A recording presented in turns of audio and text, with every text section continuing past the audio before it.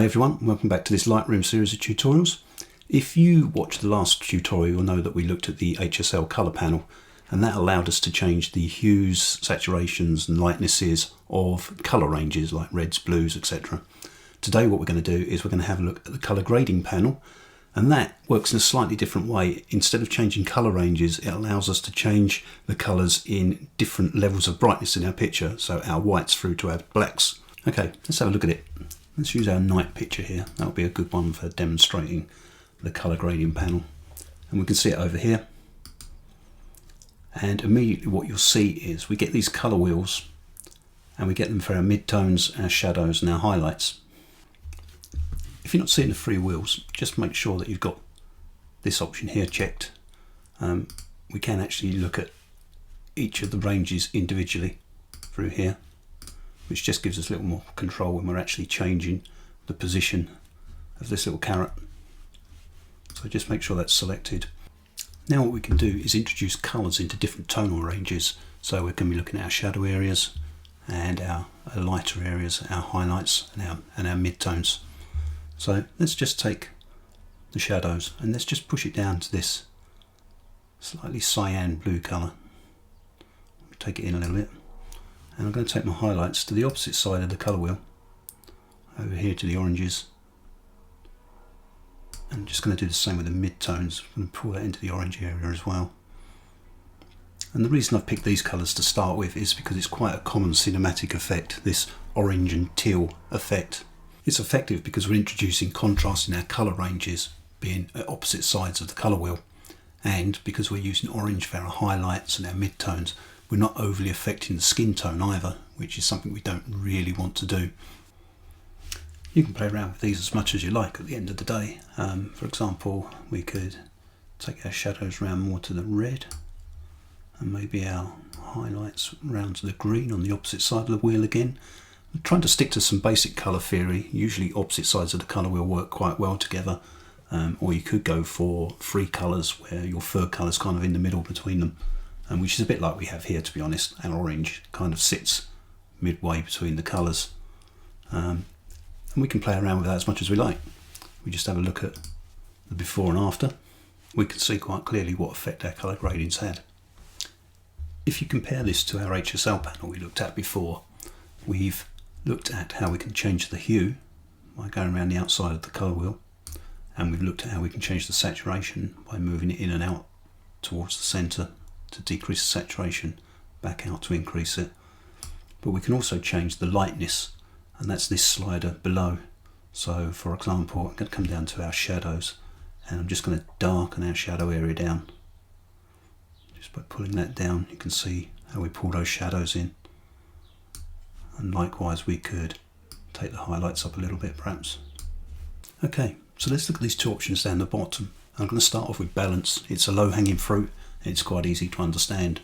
Balance just purely determines how much is considered shadow, how much is considered highlight. So if we pull our balance to the left, where we're looking at more things being considered as shadow, you can see that predominantly the picture becomes redder because we got red in our shadow area. And if I push it back up the other way, obviously it goes towards the greens. So that's balance. It's pretty straightforward and easy to understand. How much of our picture do we want to be considered as shadow? The more complicated one is blending, and what blending does is it controls how these colours mix together. We're not going to see it very well on a picture like this, so what we'll do is we'll jump over to a grayscale picture and you'll actually see it in action a little bit better.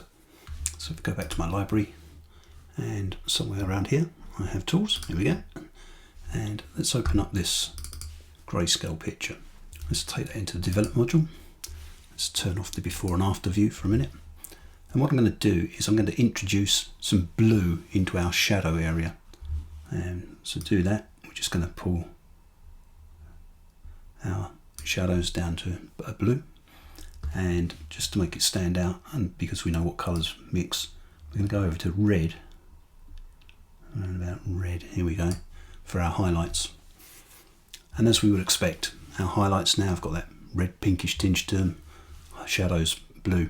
And in the middle we can see along the 50% line there's some slight colour tinging going on, and that's because we've got blending at 50% at the moment. If I take blending down to 0, you'll see now that our mid-tones have been preserved. They're more or less, this is completely grey. It's been unchanged at all. If I take blending right up to 100%, you can see now our blues and our reds are starting to mix, and we get this purple colour, which is what happens when we combine red and blue. If we take our blending back down to 0 to get our grey back in the middle, we can really start to see the effect of the mid-tones. If I push them up to the green, you can see now how that grey in the middle is just pure green. And the blending affects the mid-tones as well. So if we start taking it up now, you will see that we start changing those colours. Hopefully that explains how blending works. If we don't want the highlights and the shadows in our picture to mix together around our mid-tones, we keep our blending down towards the 0 end. If we do want it all to mix together, then obviously we take the blending up. So let's go back to our night picture.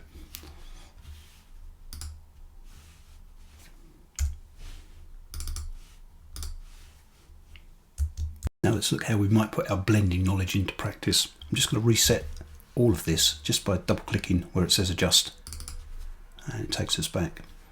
And what I'm going to do is I'm going to pull some heavy blue into the shadows and some strong green into the highlights, and I'm going to take my mid-tones just up slightly orange. I'm just going to zoom in on the face. At the moment, with our blending set to 50, we know now that some of these colours are mixing together, and that will have an effect on skin tone. If I pull my blending down to 0, I'm just going to take the tone down slightly. We've now got fairly natural skin tone, and because my blending's 0, I can actually move these colour wheels, and I don't have too much overall effect on the skin tone. It's fairly constant. The highlights probably affect it slightly more because of the nature of the skin tone, but overall it's fairly consistent. Whereas if I was to take my blending right up, you can see straight away that the skin tone's been affected. There's one other option we haven't had a look at yet, and that's this one here, which is the global colour. So here we can affect the overall colour of the image regardless of the tonal range. I'm just going to come back out, and what we'll do is we'll reset everything back to its normal colour, and if we look now we can see the effect of that slider. We're affecting everything in the picture regardless of whether it's a shadow or a highlight or a mid-tone. And just be aware that this is actually affected by blending as well. If we come back to our shadows, for example, you'll notice if I put blue into the shadows but keep a red overall, we get this purple colour. So we are blending even at that level. If I come back out, take my blending out,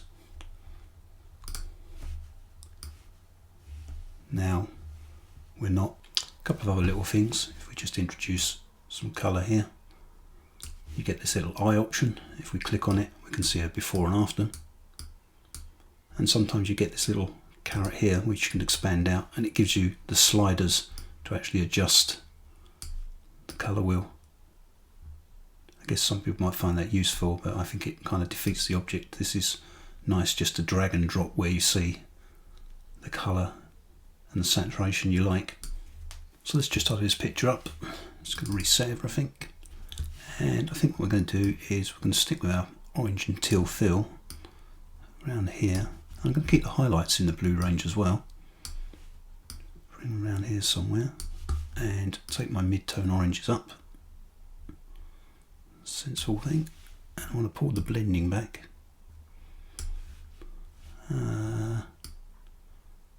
Yeah, let's just take the shadows down a little bit and the highlights.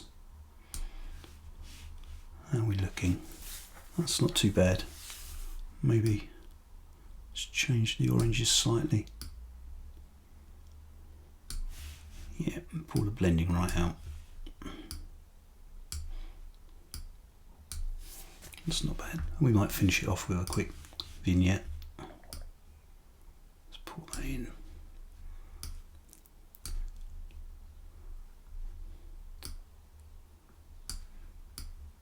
We haven't talked about vignettes yet, but that'll come later on. Yeah, I kind of like that. And once we're happy with it, we might want to keep that. Something else we can do is save this as a preset now. If I go to develop, I can do new preset. And I've already got a group set up called user presets of my own stuff. I'm just going to call it orange and teal. And we can look at what settings are actually checked. These are all going to be saved as part of the preset. The important one, obviously, for what we're looking at today is the color grading. So I'm just going to save that, create. And now I've got it over in my presets option. So I could go to my library, grid. I could pick another picture now, and I can just apply that preset in the development module. Here we go. And there we have it. And bear in mind that the preset may work for some pictures better than others. So once we're in it, because all we've done is set these values, we can have a little play around with them if we wanted to. Just change the settings maybe if we wanted to. Take some of the orange out of the sky. There we go. Let's just look at the before and after. And there's our changes. So that's the colour grading. Hopefully you've enjoyed this video. If you have and you'd like to see more, please click on the subscribe button, and I hopefully will see you in the next one.